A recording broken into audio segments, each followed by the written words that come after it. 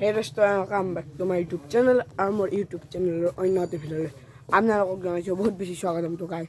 আজি আমি যাইছোঁ পাঠশালাতো আপোনালোকে গমে পাইছে বৰ্তমান অসম সাহিত্য সভা চলি আছে, তাকে আজি বলক মোৰ লগত উপভোগ কৰিব আৰু লগতে আমিও যাম আৰু আমাৰ সপৰিয়ালে যাব আৰু লগতে মোৰ লগত গোটেই পাঠশালাত অধিৱেশন অসম সাহিত্য সভাখন কেনেকুৱা হৈছে এইবাৰ চাম বলক।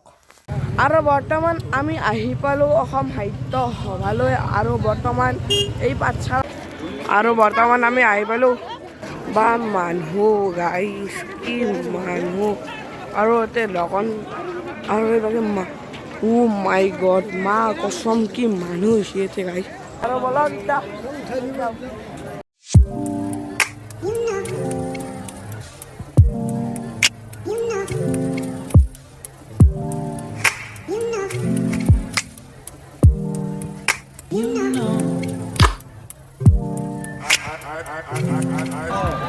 আৰু গাইজ এটা কি ভাঙাৰে ফুল গেলা হাতে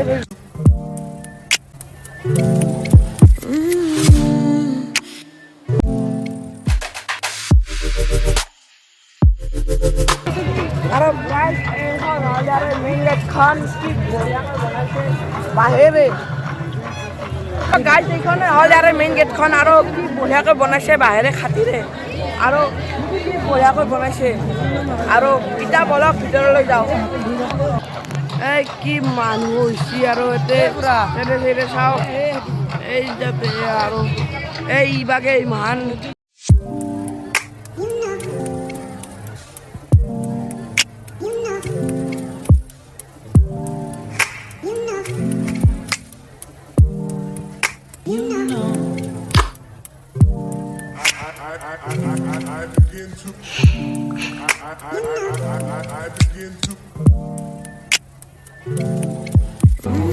আৰু এখন হ'ল গ্ৰন্থমেলাৰ গেট আৰু বৰ্তমান আমি গ্ৰন্থমেলাৰ ভিতৰত প্ৰৱেশ কৰিবলৈ যাই আছোঁ এতিয়া ভিতৰলৈ।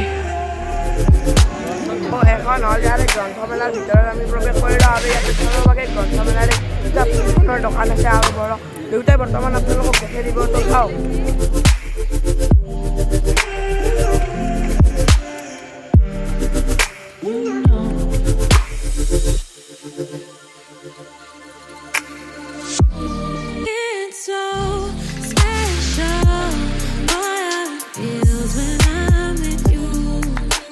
তো গাইজ বৰ্তমান মই বহুতৰে মুখত শুনি আছোঁ এবেকাষ্ট কি বস্তু, তো বৰ্তমান এবেকাষ্ট কি বস্তু এই বাইদেউসকলে দোকান দিছে, তো বাইদেউসকলক একবাৰ সুধি আহোঁ কি বস্তু। তো বাইদেউ মই মানে ইউটিউবত ভিডিঅ' এটা কৰিছোঁ, মই ইউটিউব চেনেল আপোনাক স্বাগতম। এবেকাষ্ট বস্তুটো কি বস্তু আপুনি কৈ দিয়কচোন অলপ ৰাইজক। আচ্ছা, এইটো এবাকাছটো কি জানানে? এবাকাছটো হ'ল আমাৰ এটা মানে মেথ, যেনেকৈ আমি প্লাছ মাইনাছ আমি কিহত কৰোঁ, বহীত কৰোঁ ন। তো এইটো আমি এটা ট্ৰেইনিং দিয়া হয় ইয়াতে, তো আমি মানে বহুত ইজি মেথডত আমি ভিজুৱেল কৰি কিনে প্লাছ মাইনাছ মাল্টিপ্লিকেশ্যন ডিভিজন আমি কৰিব পাৰোঁ। তো সেইটো কাৰণে আজিকালি বহুতে মানে ইণ্টাৰেষ্টেড আৰু কৰে বাচ্ছাবিলাকে, কাৰণ টাইমটো ছেভ হয়। শুনিছোঁ বহুতৰ মুখতে আৰু লাষ্টত ৰাইজক কি ক'ব? মই এইটোৱে ক'ব বিচাৰোঁ যে আজিকালি ল'ৰা ছোৱালীবিলাকে যিহেতু মানে বহুত আপগ্ৰেড হৈ আছে, তো তাৰ কাৰণে মানে ইয়াতে এডমিশ্যন ল'ব লাগে আৰু এইটো শিকিব লাগে, নিজেও ইম্প্ৰুভ হয় আৰু চেল্ফ কনফিডেন্সো বাঢ়ে। এইখিনিয়ে।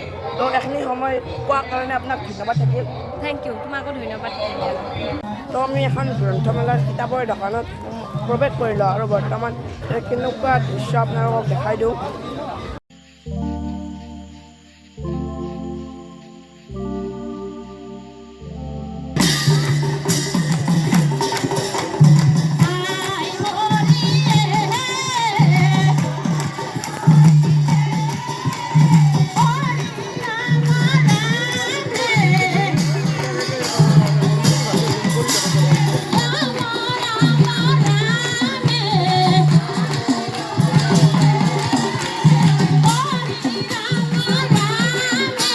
ইয়াতে কি ধুনীয়া ধুনীয়াকৈ শ্বহীদ বেদীবোৰ বনাইছে, তো এইটো কি বঢ়িয়াকৈ শ্বহীদ বেদী বনাইছে আৰু এইখন কি ডাঙৰ জাপি বনাইছে, এইখন জাপি আৰু কি ডাঙৰ